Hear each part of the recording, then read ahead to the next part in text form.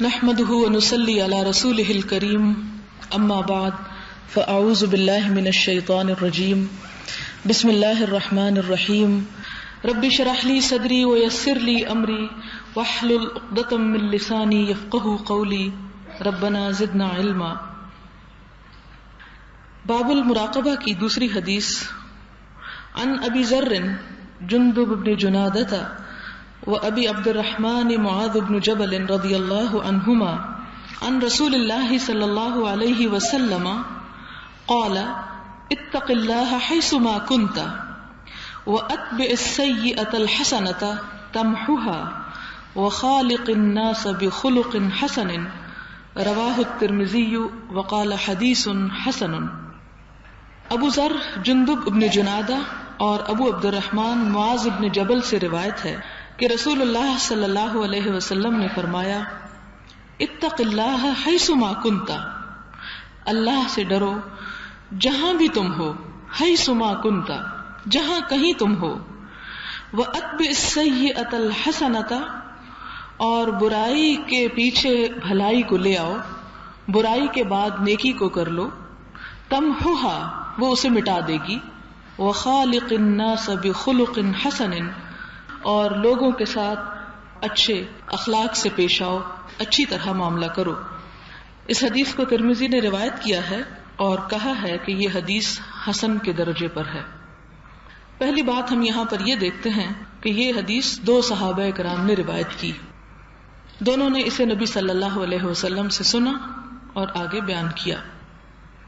بات جو بیان کر رہے ہیں وہ یہ ہے کہ نبی صلی اللہ علیہ وسلم نے فرمایا اتق اللہ حیثما کنت، اللہ سے ڈرو جہاں بھی تم ہو.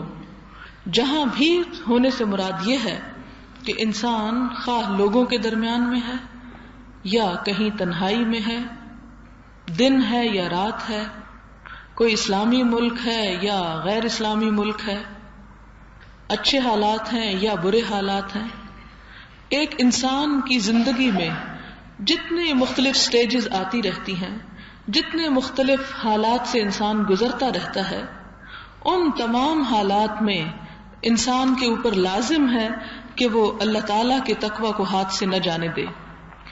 اللہ تعالیٰ کے تقوی کا مطلب کیا ہے کہ کوئی بھی کام کرتے ہوئے اس بات کا احساس کرنا کہ خدا مجھے دیکھ رہا ہے اور وہ اس کا حساب لینے والا ہے، وہ اس پر مجھ سے پوچھنے والا ہے.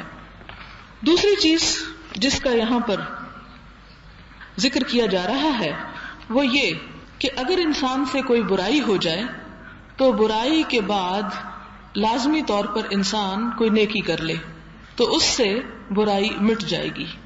اس کا کیا مطلب ہے؟ اس کا مطلب یہ ہے کہ جب انسان کوئی برا کام کرتا ہے، مثلا زبان غلط استعمال کرتا ہے یا ہاتھ کا غلط استعمال کرتا ہے، دل اور دماغ کا غلط استعمال کرتا ہے. غلط سے مراد ایسی چیز جس سے اللہ تعالیٰ ناراض ہو اور بندوں کو اذیت ہو. ایسے کام اگرچہ انسان بعض اوقات دوسروں کو ستانے کے لیے کرتا ہے، دوسروں کا دل دکھانے کے لیے کرتا ہے، لیکن اس کا لازمی نتیجہ وہ خود بھی بھگتتا ہے، اس کے زیر اثر وہ خود بھی آتا ہے، اس کا دل اور دماغ خود اس سے متاثر ہوتا ہے. اس لیے کہ برائی کو اللہ تعالیٰ رجس کہتے ہیں، ناپاکی، گندگی کہتے ہیں، اور گندگی جہاں کہیں ہو اس کے اثرات گندے ہی ہوتے ہیں. وہ یہ نہیں کہ اگر اسے کسی خوشبودار اور خوبصورت چیز میں لپیٹ کر آپ رکھ دیں تو اس کا اگر ظاہر اچھا نظر آ رہا ہے تو وہ اندر بھی اچھا ہوگا. نہیں، گندگی کی اپنی ایک بو ہوتی ہے، جتنے بھی کپڑوں میں اسے لپیٹ دو وہ بو نکلنے سے نہیں رہتی.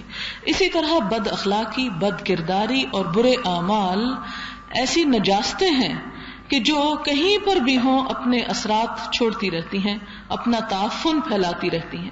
اب اس کا نتیجہ کیا نکلتا ہے کہ انسان کے دل میں گھٹن، بے چینی، بے اطمینانی کی کیفیت پیدا ہونے لگتی ہے. انسان کے اعمال میں، انسان کی گفتگو میں، دوسروں کے ساتھ معاملات میں چڑچڑاپن پیدا ہونے لگتا ہے. تو گویا ایک برائی دوسری بہت سی برائیوں کو کھینچنے لگتی ہے اور بہت سی برائیوں کا سبب ہو جاتی ہے. ایسے میں ہمیں یہ بتایا گیا ہے کہ اس برائی کے بدلے میں فوراً ہی کوئی اچھا کام کر لو. جب احساس ہو جائے کہ مجھ سے غلط ہوا تو اس پہ ڈٹ نہ جاؤ کہ نہیں اچھا بس ٹھیک ہے ایسا ہی ہونا چاہیے تھا، نہیں، فوراً اگر ندامت ہو، ریئلائز کر لے انسان تو لوٹ آئے. اور رجوع کی کیفیت کیا ہو کہ پھر انسان یہ سوچے کہ مجھے اس برائی کو مٹانے کے لیے کون سا اچھا کام کرنا چاہیے. اس سے کیا ہوگا کہ دل پر برائی کا جو کالا نقطہ پڑا ہے وہ مٹ جائے گا، وہ دھل جائے گا، دل پھر کھل جائے گا، دل پھر خدا تعالیٰ کے قریب ہو جائے گا، اور اس سے انسان کو پھر مزید ہمت اور طاقت اور استطاعت ہوگی کہ وہ اور زیادہ سے زیادہ اچھے کام کر سکے. اور اس کا یہ مطلب نہیں بنتا کہ انسان چوری اور ڈاکہ کے ساتھ کسی کا مال لوٹ لائے اور پھر کہے کہ میں اسے صدقہ خیرات کر دیتا ہوں. یہ اس سے مراد نہیں ہے کہ جس طرح عام طور پر لوگ سمجھتے ہیں، یا یہ کہ کبیرہ گناہ کر کے، جیسے یتیموں کا مال کھانا کبیرہ گناہ ہے، جیسے جادو کرنا کبیرہ گناہ ہے، جیسے غیبت کرنا کبیرہ گناہ ہے، جیسے جھوٹ بولنا کبیرہ گناہوں میں سے ہے، جھوٹی گواہی دینا. تو یہ نہیں کہ یہ سارے بڑے بڑے انسان غلط کام کر لے اور پھر اس کے بعد کچھ اس طرح کی باتیں سوچ لے کہ جن کو وہ اپنے طور پر اچھا سمجھتا ہے اور ان کو کر کے یہ سمجھے کہ ان سب کا کفارہ ہو گیا.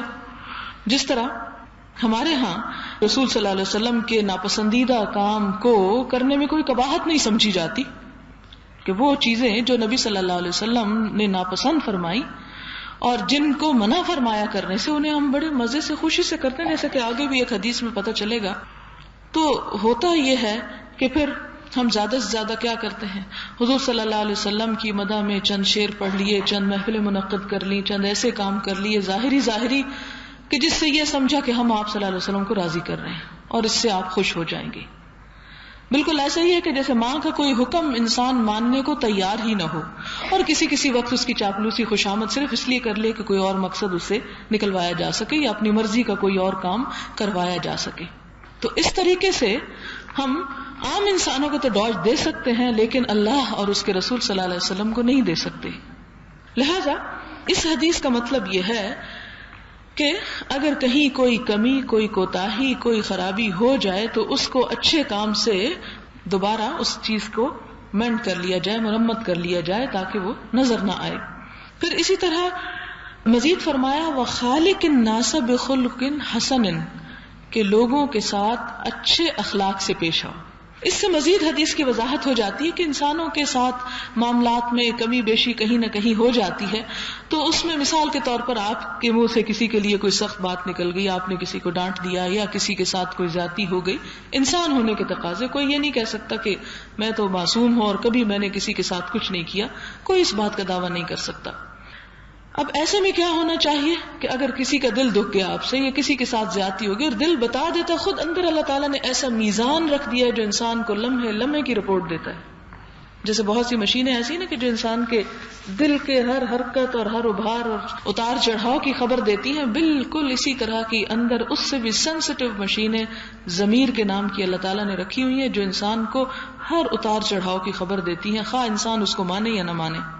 ایسے میں اگر کسی شخص کے کان القسم، جس کو قرآن پاک میں کہا گیا کہ اپنا کان لگائے، کوئی شخص اپنے دل کی اس آواز کو سنے اور اس کے ساتھ امانت داری برتے تو اسے خود پتہ چل جائے گا کہ کس کے حق میں کہاں کیا زیادتی اور قصور ہوا. اس کی اب کیا کرے، تکبر اور انا کا مسئلہ نہ بنا لے بلکہ اس کی تلافی کرے اور آگے بڑھ کر اس شخص کے ساتھ ہمدردی اور محبت کے سلوک کے ذریعے اس برائی کو مٹا ڈالے.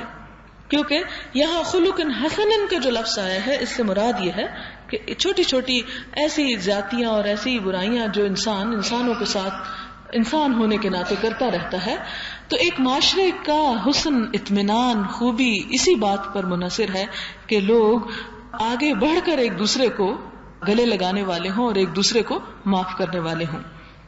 تیسری حدیث اس باب کی ہے، عن ابن عباس رضی اللہ عنہما قال كنت خلف النبي صلى الله عليه وسلم يوما فقال يا غلام إني أعلمك كلمات احفظ الله يحفظك احفظ الله تجده تجاهك إذا سألت فاسأل الله وإذا استعنت فاستعن بالله واعلم أن الأمة لو اجتمعت على أن ينفعوك بشيء لم ينفعوك إلا بشيء قد كتبه الله لك وَإِنِ اجْتَمَعُوا عَلَىٰ أَن يَضُرُّوكَ بِشَيْءٍ لَمْ يَضُرُّوكَ إِلَّا بِشَيْءٍ قَدْ كَتَبَهُ اللَّهُ عَلَيْكَ رُفِعَتِ الْأَقْلَامُ وَجَفَّتِ الصُّحُفُ رواہ الترمذی وقال حدیث حسن صحیح وفی روایت غیر الترمذی احفظ اللہ تجدہ امامک تعرف الی اللہ فی الرخاء یعرفک فی الشدۃ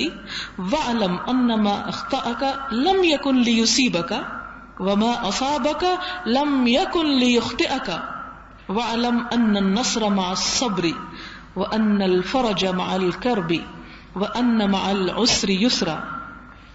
ابن عباس سے روایت ہے رضی اللہ عنہما، کہتے ہیں کہ میں حضور صلی اللہ علیہ وسلم کے ساتھ سواری میں پیچھے تھا. كنت خلف النبی صلی اللہ علیہ وسلم یومن، ایک دن، فقال، تو آپ نے فرمایا، یا غلام، اے لڑکے. غلام کہتے ہیں بچے سے ذرا بڑی عمر کے بچے کو، یعنی جو نوجوان نہ ہو، یعنی ابھی شاب نہ ہو اور چھوٹا بچہ بھی نہ ہو، ٹین ایجر ہو لیکن ابتدائی ٹین ایجرز میں سے ہو. یعنی اس ایج میں ابن عباس سے حضور صلی اللہ علیہ وسلم ایک بات کرتے ہیں جو کہ اس بات کو سمجھ سکتے ہیں. بات کیا ہے؟ پہلی بات، یا غلام انی اعلمک کلمات، اے بچے میں تجھے چند باتیں بتانے لگا ہوں، ان باتوں کو تم یاد کر لینا، ان باتوں کو سمجھو. باتیں کیا ہیں؟ نمبر 1، احفظ اللہ یحفظک. احفظ، حفاظت کرو، اللہ، اللہ تعالیٰ کی، یعنی اللہ تعالیٰ کے احکامات کی. یحفظک، وہ تمہاری حفاظت کرے گا. اس کا کیا مطلب ہے؟ اس کا مطلب یہ ہے کہ اگر تم اللہ تعالیٰ کے احکامات پر چلو گے تو اپنی اس زندگی کو بھی بچاؤ گے اور آخرت کو بھی بچاؤ گے. اور اگر تم نے اس کی باتوں کی پرواہ نہ کی تو وہ تمہاری پرواہ نہیں کرے گا. اور اگر دنیا میں چند لمحے تمہیں اچھے مل بھی گئے تو قیامت کے دن تم سے بات بھی نہیں کرے گا. لہذا اس بات کی حفاظت کرو، نگہبانی کرو، خیال رکھو کہ کہیں وہ مجھ سے ناراض تو نہیں ہو جائے گا، میرے اس کام پر مجھ سے روٹ تو نہیں جائے گا. دوسری کیا بات؟ احفظ اللہ تجدہ تجاہک. اللہ تعالیٰ کی حفاظت کرو، تم اسے اپنے سامنے پاؤ گے. تجاہک کا لفظ وجہ سے نکلا. وجہ کہتے ہیں فیس کو، چہرے کو، کہ جس طرف انسان چہرہ موڑتا ہے وہی چیز اس کے سامنے ہوتی ہے. کہ اگر تم اللہ تعالیٰ کے احکامات کی حفاظت کرو گے، ان کی پابندی کرو گے، تو اللہ تعالیٰ کو ہر وقت اپنے سامنے پاؤ گے. یعنی جدھر تم جاؤ گے تمہارا خدا تمہارے ساتھ ہوگا، وہ تمہاری حفاظت کرے گا. اور کیا کرو؟ اذا سألت فاسأل اللہ. جب تم سوال کرو، جب تم مانگو تو اللہ سے مانگو. اور صحابہ کرام کا طریقہ کار یہ تھا کہ اگر جوتے کا تسمہ بھی ٹوٹ جاتا تو پہلے اللہ تعالیٰ سے مانگتے اور پھر کسی اور کی طرف سوچتے. اور ہمارا حال کیا ہے؟ پہلے سب لوگوں کی طرف سوچتے ہیں اور جب لوگوں سے مایوس ہو جاتے ہیں تو آخری چارہ کار کے طور پر اللہ تعالیٰ یاد آتا ہے کہ اب اور تو کچھ ہو نہیں سکتا، واللہ ہی ہے کاٹے. تو ہونا کیا چاہیے؟ اللہ نمبر 1 ہونا چاہیے، پہلی پرائرٹی. چھوٹی سی ضرورت، چھوٹی سی تکلیف، چھوٹی سی پریشانی بھی آ جائے تو انسان فوراً دل میں اس کو یاد کر لے کہ اللہ تو سبب بنا دے، تو مجھے اس مشکل سے نجات عطا کر، تو میری یہ ضرورت پوری فرما. اور پھر اسی سے توفیق مانگے، اسی سے سبب مانگے کہ تو کوئی طریقہ اور ذریعہ پیدا کر دے. اس کے بعد وَإِذَا اسْتَعَنْتَ فَاسْتَعِنْ بِاللَّهِ. جب بھی مدد چاہو اللہ تعالیٰ سے مدد مانگو، اسی کو پکارو. اب یہاں پر پہلا ہے سوال، یعنی کوئی ضرورت مانگو، سوال، اور دوسرا ہے مدد، یعنی مادی چیز کی نہیں، ویسے ہی مدد جیسے کسی مشکل کی آسانی کے لیے تو صرف اللہ سے مانگو. وَعْلَمْ، اور جان لو، ان الامت لو اجتمعت، اگر سارے انسان، امت کہتے ہیں ایک بہت بڑے گروہ کو، سارے لوگ اگر جمع ہو جائیں، علی ان ینفعوک بشیء، اس بات پر کہ تمہیں ایک چیز کا فائدہ دے سکے، ایک چیز کا فائدہ پہنچا سکے، لم ینفعوک الا بشیء قد کتب اللہ لک، وہ ہرگز تمہیں فائدہ نہیں دے سکتے مگر اتنا جتنا اسے اللہ نے تمہارے مقدر کر دیا، لکھ رکھا ہے، جتنا خدا نے تمہارے لیے چاہا ہے. اور اگر وہ سارے جمع ہو جائیں اس بات پر کہ تمہیں نقصان پہنچا لیں، تمہارا کچھ بگاڑ سکے، لم یضروک الا بشیء قد کتب اللہ علیک، وہ ہرگز تمہیں کوئی نقصان نہیں پہنچا سکتے مگر صرف اتنا جتنا اللہ نے تمہارے حق میں لکھ دیا. لہذا کسی بھی نفع یا نقصان کے لیے کس کی طرف رجوع کرو؟ اللہ تعالیٰ کی طرف رجوع کرو. اور یہ بات اتنی مضبوط ہے اور اتنی درست ہے کہ رفعت الاقلام، یہ لکھ کر اللہ تعالیٰ نے قلم اٹھا لیے ہیں کہ اس لکھے میں کوئی تبدیلی نہیں ہو سکتی. وجفت الصحف، اور صحیفے یعنی کاغذ جو ہے خشک ہو چکے ہیں، سیاہی خشک ہو چکی ہے، جو لکھا گیا وہ انچینجبل ہے. اور پھر اس کو ترمذی نے روایت کیا اور کہا کہ حدیث حسن صحیح ہے. یہ کیا ہے؟ تو کنٹراڈکٹری بات ہوگی، حسن بھی ہوگی اور صحیح بھی ہوگی. جیسا کہ آپ جانتے ہیں کہ حسن وہ حدیث ہوتی ہے کہ صحیح حدیث کی جو شروط ہیں ان میں سے ایک شرط کم ہو رہی ہو. جیسے 5 یا 6 شرط ہیں تو ایک شرط نہ ہو، باقی ساری پوری ہوں، وہ حسن ہے. اس کا درجہ صحیح سے 1 درجہ کم ہے، 1 ڈگری کم ہے. اور صحیح وہ جس میں تمام کی تمام شرائط وہ پوری ہو رہی ہوں جو ایک صحیح حدیث کے لیے ضروری ہیں. اب یہاں پر ایک حدیث حسن کیوں اور ایٹ اے ٹائم وہ ضعیف کیوں؟ وہ اس طرح کہ ایک چین سے وہ حسن ہے اور دوسرے چین سے وہ صحیح ہے. یعنی ایک حدیث ایک صحابی نے جب روایت کی، اس سے کسی نے سنی یعنی کسی کتاب میں جب تک لکھی گئی تو وہ جتنے راویوں نے اس کو روایت کیا اس میں ایک راوی کے بارے میں کچھ اس طرح کا شک گزرا کہ اس کا حافظہ خراب تھا یا وہ کوئی گڑبڑ کر جاتا تھا، تو اس کو پھر صحیح کے درجے سے اتار دیا جاتا ہے. اور دوسرا جو چین ہے اس میں کوئی ایسا راوی نہیں کہ جس کے عدل یا ضبط اور امانت یا اخلاق میں کسی قسم کی کوئی کمی ہو. اس لیے یعنی یہ حدیث دونوں طرح سے روایت ہوتی ہے، اور جب یہ دونوں چیزیں ہوں اور صحیح بھی ہوں تو اس کا مطلب ہے کہ وہ قبول کی جانی چاہیے اور اس میں کسی قسم کا ذرہ برابر شک نہیں ہونا چاہیے. ترمذی کے علاوہ ایک اور روایت میں یہی حدیث آتی ہے لیکن تھوڑے سے الفاظ کے اختلاف کے ساتھ، اور وہ کیا ہے؟ احفظ اللہ تجدہ امامک، اللہ تعالیٰ کی حفاظت کرو اسے اپنے سامنے پاؤ گے. حفاظت کرو کا مراد یہ کہ اس کے احکامات کی، اس کی باتوں کی. تعرف الی اللہ فی الرخاء یعرفک فی الشدہ، اللہ تعالیٰ کو خوشحالی میں یاد رکھو، اس سے پہچان رکھو، اس سے دوستی رکھو، اس کی معرفت رکھو. یعرفک فی الشدہ، تو وہ بھی تمہیں پہچانے گا تکلیف کی حالت میں، وہ بھی تمہارا خیال رکھے گا. یعنی جب اچھے حالات ہوں تو بھی اللہ تعالیٰ کو یاد رکھو، جب تم پر برے حالات آئیں گے تو اللہ تعالیٰ تمہیں پہچان لے گا اور تمہارا خیال رکھے گا. ادروائز اگر تم اچھے حالات میں خدا کو بھولے رہے اور صرف تکلیف میں یاد کیا تو جیسے وہ فرشتے جو آسمان و زمین کے درمیان ہوتے ہیں جب دعائیں گزرتی ہیں تو کہتے ہیں یہ تو کوئی نئی سی آواز سنی، پہلے تو کبھی یہ شخص نہیں گڑ گڑایا تھا اور نہیں رویا تھا اور نہیں کبھی اس نے خدا سے عاجزی کی تھی اور نہیں کوئی دعا کی تھی، تو یہ کوئی نئی بات لگتی ہے. اور جو شخص روز ہی اللہ سے مانگتا اور روز ہی تعلق رکھتا اور رشتہ رکھتا ہو تو اللہ تعالیٰ بھی اس سے پیار کرتے ہیں اور اسے پہچانتے ہیں اور اس کی بات کو اہمیت دیتے ہیں. پھر اسی طرح اگلی جو لائن ہے اس کا ترجمہ جو آپ کے پاس کتاب ہے اس میں غلط کیا گیا ہے، اس کو درست کر لیجئے. وَعْلَمْ، اور جان لو، أَنَّمَا أَخْطَأَكَ، اس میں انہوں نے ترجمہ کیا ہوا ہے کہ جس چیز نے تجھے گمراہ کر دیا وہ ہدایت نہیں دے سکتی، حالانکہ یہ ترجمہ درست نہیں. یہاں لکھا ہوا ہے یاد رکھ کہ جو چیز تجھے بھٹکا دے وہ تجھے راہ راست پر نہیں لا سکتی. اس کا مطلب یہ نہیں، اس کا مطلب یہ ہے کہ جو چیز ما اخطأک، تجھ سے خطا کر جائے، وہ ایسی نہیں تھی کہ تجھے پہنچے، اور جو تجھے پہنچنے والی تھی وہ ایسی نہیں تھی کہ تجھ سے خطا کر جائے. اس کا مطلب کیا ہے کہ جو رزق، جو نعمت، جو چیز تم تک پہنچنے والی تھی وہ ہو نہیں سکتا کہ تمہیں چھوڑ کے کسی اور تک پہنچ جائے. یعنی جو خدا کی طرف سے جو تمہیں ملنے والا تھا، بعض اوقات انسان کہتا ہے ہائے کاش میں فلاں جگہ پہ چلا جاتا تو میرے کاروبار میں اتنی زیادتی ہو جاتی اور میرے مال میں اتنا نفع ہو جاتا، ہائے کاش میں یہ کر لیتا تو مجھے یہ فائدہ ہو جاتا، اور میں فلاں جگہ انویسٹمنٹ کرتا تو مجھے اتنا زیادہ مل جاتا. پر میں اطمینان رکھو، اس طرح نہیں. جو تمہیں ملنا تھا وہ ہو نہیں سکتا کہ تجھ سے بھول کے کسی اور کے پاس چلا جائے. جو تیرے پاس آنا تھا وہ یہ نہیں ہوا کہ تمہیں چھوڑ کے کہیں اور بھول کے پہنچ جائے. نہیں، لم یکن، ایسا نہ تھا، لیخطئک، کہ وہ تجھے بھول جائے، تجھ سے خطا کھا جائے. اور جو تجھ سے خطا کھا جائے وہ ایسی نہیں تھی کہ تجھ تک پہنچے. مثال کے طور پر بعض اوقات ایسا ہوتا ہے کہ آپ کو کوئی چیز پہنچ جاتی ہے جبکہ آپ کا اس کی طرف کوئی دھیان بھی نہیں ہوتا، کوئی گمان بھی نہیں ہوتا، کوئی خیال بھی نہیں ہوتا، اور یہ اللہ کا وعدہ بھی ہے. اور کب یہ وعدہ اللہ تعالیٰ فرماتے ہیں کہ من یتق اللہ، جو اللہ تعالیٰ کا تقوی اختیار کرے گا. اللہ تعالیٰ سے یعنی ایک تعلق، خاص تعلق کا نام ہے تقوی، کہ اس کا احساس دل میں رکھے گا. یجعل لہ مخرجا، اس کے لیے وہ ہر تنگی سے نکلنے کا کوئی ایگزٹ رستہ نکال دے گا.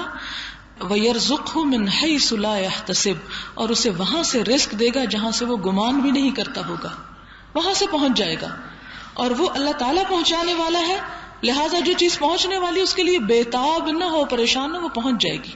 اس کو اگر ہم یاد رکھیں تو عموماً شادیوں بیاہوں میں یا اسی طرح کی پارٹیز میں جب لوگ دھڑا دھڑ پلیٹیں بھر لیتے ہیں اس خوف اور ڈر سے کہ اگر ہم پیچھے رہ گئے تو پھر تو ہمارے حصے میں کچھ نہیں آئے گا، اور اس شوق میں وہ بھرا ہوا نہ کھا سکتے ہیں اور اس کو ضائع کر کے نکل جاتے ہیں.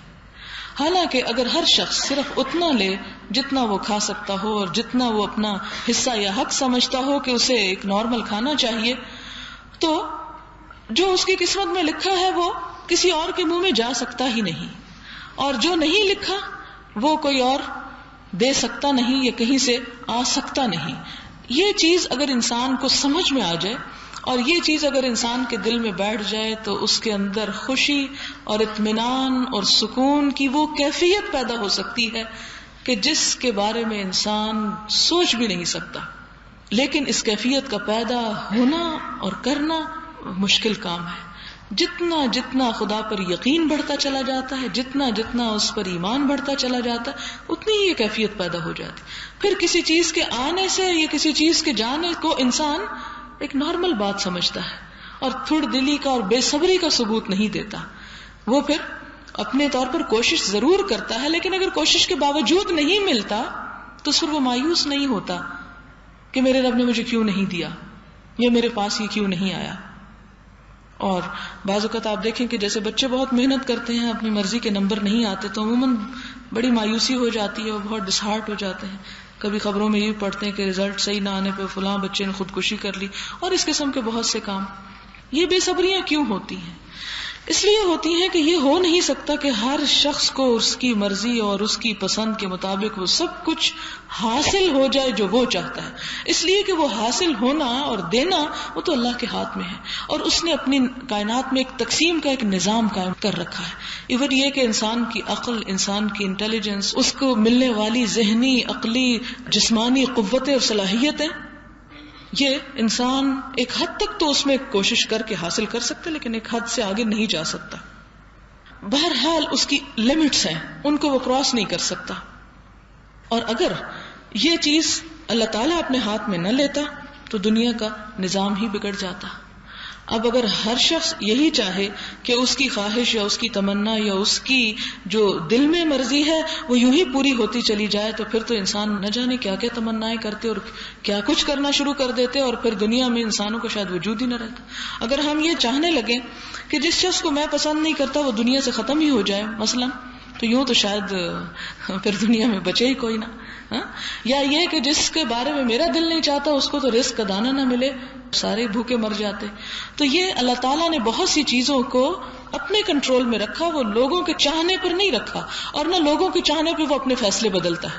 کسی شخص کو اللہ تعالیٰ لے کے جانا چاہتا ہے دنیا سے، وہ اس کی مصلحت ہے، وہی سمجھتا ہے کہ کس کو کتنی زندگی دینی ہے اور کیوں وہ زندگی اس کے حق میں آئندہ بہتر ہے یا نہیں. ہم بعض اوقات ان حقیقتوں کو نہیں سمجھتے، لہٰذا پھر اس کو قبول نہیں کر پاتے. اب اگر ہماری ان دعاؤں کی وجہ سے یا ہمارے اس رونے چلانے کی وجہ سے ایک چیز جو اللہ تعالیٰ لینا چاہتا ہے ہمیں اگر وہ یہ دیکھ کے کہ اس شخص کا بڑا برا حال ہو جائے گا اسے واپس دے دوں، شاید دنیا سے کوئی جاتا ہی نہ. کیونکہ ہر شخص کے جانے پر اسی طرح واویلا ہوتا ہے، اسی طرح دل کٹتا ہے، اسی طرح تکلیفیں ہوتی ہیں. تو کچھ چیزیں ایسی ہیں کہ جو اپنی جگہ بہت امپورٹنٹ ہونے کے باوجود بھی اسے اللہ تعالیٰ اپنے ایک نظام کو، ایک سسٹم کو، ایک بیلنس کو قائم رکھنے کے لیے انہیں اس جگہ سے ہٹا دیتا ہے.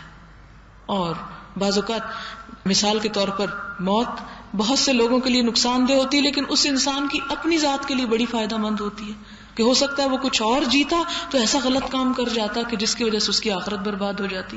تو اللہ تعالیٰ نے رحمت اور مہربانی کرتے ہوئے اس کے حق میں یہی سمجھا کہ یہ اب دنیا سے چلا جائے. بہت سے لوگ مرنا چاہتے ہیں لیکن اللہ تعالیٰ انہیں مرنے نہیں دیتا کہ ابھی تمہارے پاس اچھے کام نہیں ہیں، تھوڑے سے اچھے کام اور کر لو. ان پر رحمت اور شفقت اور مہربانی کرتے ہوئے. چونکہ وہ الرحمن الرحیم ہے، ہم سے زیادہ ہماری ضرورتوں کو سمجھتا ہے، ہم سے زیادہ ہم سے پیار کرتا ہے، ہم سے زیادہ ہمارا خیر خواہ ہے. لہذا اس کے نظام کو ہم نہیں سمجھ سکتے، لیکن ہمیں کیا حکم دیا گیا کہ اس پر راضی ہو جاؤ اور اس کو قبول کر لو. پھر یہ فرمایا کہ وَعْلَمْ، اور جان لو، أَنَّ النَّصْرَ مَعَ الصَّبْرِ، کہ کامیابی صبر کے ساتھ ملتی ہے. کامیابی صرف تمناؤں اور امیدوں سے نہیں ملتی. کامیابی اور کسی منزل اور کسی ہدف اور کسی ٹارگٹ کو پانے کے لیے مسلسل کوشش، محنت اور جد و جہد کی ضرورت ہے، اور اسی کا نام صبر ہے کہ جم کے انسان ایک کام کرتا چلا جائے. کس طرح؟ اب دیکھیں کہ یہ اوپر کہ جو حدیث کے پہلے الفاظ ہیں ان کی مزید وضاحت اگلا حصہ کر دیتا ہے. اس کا یہ مطلب نہیں ہے پچھلے حصے کا کہ جو مجھے ملنا ہے وہ تو اڑ کے مجھ تک پہنچ جائے گا، اس لیے مجھے تو ہاتھ ہلانے کی ضرورت نہیں. نہیں، کامیابی کے لیے کیا چاہیے؟ صبر چاہیے. صبر ایک جامع لفظ ہے جس کا مطلب پہلے درجے پر کوشش ہے. کوئی شخص اسی وقت کوشش کر سکتا ہے جب اس کے اندر صبر ہے. مثلا آپ کھانا کھانا چاہتے ہیں، پکانے میں 1 گھنٹہ لگتا ہے. اب اگر آپ کے پاس یہ صبر نہیں اور آپ کو نہیں یہ 1 گھنٹہ میں نہیں گزار سکتا کچن میں، تو بیٹھے رہیں، پھر آپ گھنٹہ بھی گزر جائے گا اور آپ کو ملے گا بھی کچھ نہیں. تو وہ کوشش ضروری ہے. تو اسی لیے اس پہلی غلط فہمی کو جو ذہنوں میں آ سکتی ہے کہ جو مجھے ملنا ہے وہ تو مل ہی جانا ہے، کہیں اور نہیں جانا، اور جو مجھے نہیں ملنا اس کے لیے مجھے بھاگ دوڑ کرنے کی ضرورت کیا ہے؟ نہیں، بالکل ضرورت ہے. اور جان رکھو کہ مدد اسی وقت ہوگی جب صبر سے کام لوگے. اور صبر کا معنی صرف یہ نہیں کہ کوئی مر جائے تو نہ رو یا چیخو چلا، یہ نہیں صبر. صبر کا معنی ہے جم جاؤ، استقامت کے ساتھ، لگن کے ساتھ اس کام کو کرتے چلے جاؤ. اور اگر کسی نے صبر سیکھنا ہو تو شہد کی حقیر مکھی سے سیکھے. ایک پھول سے کتنا رس چوستی ہے وہ، کوئی اس کا وزن ہوتا ہے؟ کوئی دیکھ سکتا کہ کیا لیا اس نے؟ پھول پہ کتنی دیر بیٹھتی ہے؟ ہاں، ایک لمحے کے لیے بیٹھتی ہے، ذرا سا ڈنگ مارتی ہے، وہاں سے اٹھ جاتی کسی اور پہ، کسی اور پہ، کسی اور پہ. اور آپ دیکھیں کہ ایک قطرہ شہد پروڈیوس کرنے کے لیے وہ میلوں سفر کرتی ہے. کیسا صبر ہے وہ. لیکن جو چیز پھر وہ تیار کرتی ہے وہ آج تک انسانی فیکٹریاں نہیں کر سکی، انسان کی عقل نہیں کر سکی، اس درجے اور اس قیمت کی چیز نہیں بنا سکی جو وہ ایک حقیر چیز بناتی ہے مسلسل جد و جہد اور محنت کے ساتھ. اسی طرح ایک مکڑی اپنا جالا بنتی ہے، کتنی محنت درکار ہوتی ہے اس میں، حالانکہ وہ کتنی نازک اور معمولی سی چیز ہے. تو یہ سب اسی طرح بہت سے پرندے اپنے وہ گھونسلے بناتے ہیں، تو ان کے ایک ایک تنکا اگر آپ ان کو کھول کے کبھی کاؤنٹ کریں تو 1000 تنکے ہوں گے اس میں. یہ سب کچھ کیا صبر کے بغیر ہو جاتا ہے؟ نہیں. تو یہی بتایا گیا کہ تمہیں اپنی دنیا میں بھی کامیابی کے لیے کس چیز کی ضرورت ہے؟ صبر کے ساتھ کام کرنے کی، جم کے.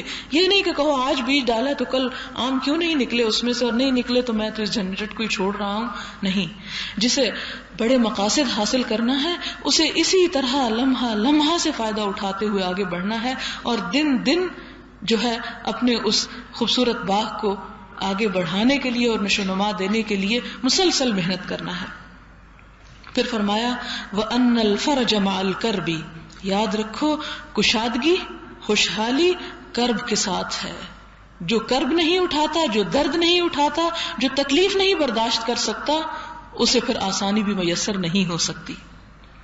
وَأَنَّ مَعَ الْعُسْرِ يُسْرًا، اور یقیناً تنگی کے ساتھ آسانی بھی ہے، یقیناً تنگی کے ساتھ آسانی بھی ہے. اور اس کو آپ ہلکا سا سمجھ لیں 2-3 چھوٹی چھوٹی مثالوں سے جو روزمرہ زندگی میں آپ دیکھتے ہیں. کڑوی گولی کھا کے انسان صحت یاب ہو جاتا ہے، لیکن جب تک وہ کڑوا پن لے گا نہیں یا انجیکشن سے تھوڑی سی وہ جو پرک ہوتی ہے اسے برداشت نہیں کر سکے گا تو صحت یاب نہیں ہو سکتا. تو یہ ہے تنگی کے بعد خوشحالی. اسی طرح بعض اوقات انسان روتا ہے اور رونے میں گھل رہا ہے، چیخ رہا ہے، چلا رہا ہے، لیکن جب رو کے بیٹھتا ہے کیا ہوتا ہے؟ ہلکا ہو جاتا ہے، ٹھنڈا ہو جاتا ہے. تو یہ اللہ تعالیٰ کا اصول ہے کہ جہاں تنگی ہے وہاں آسانی بھی ہے. لہٰذا انسان اس تنگی سے اس طرح گزرے کہ میں آسانی تک پہنچنے والا ہوں.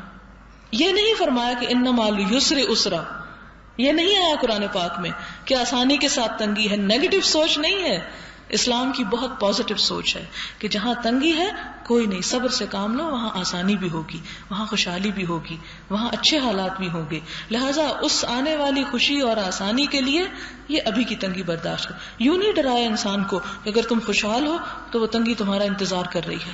تاکہ انسان کی خوشحالی بھی ساری مقدر ہو جائے اور مصیبت میں یعنی انسان اس کو بھی انجوائے نہ کر سکے.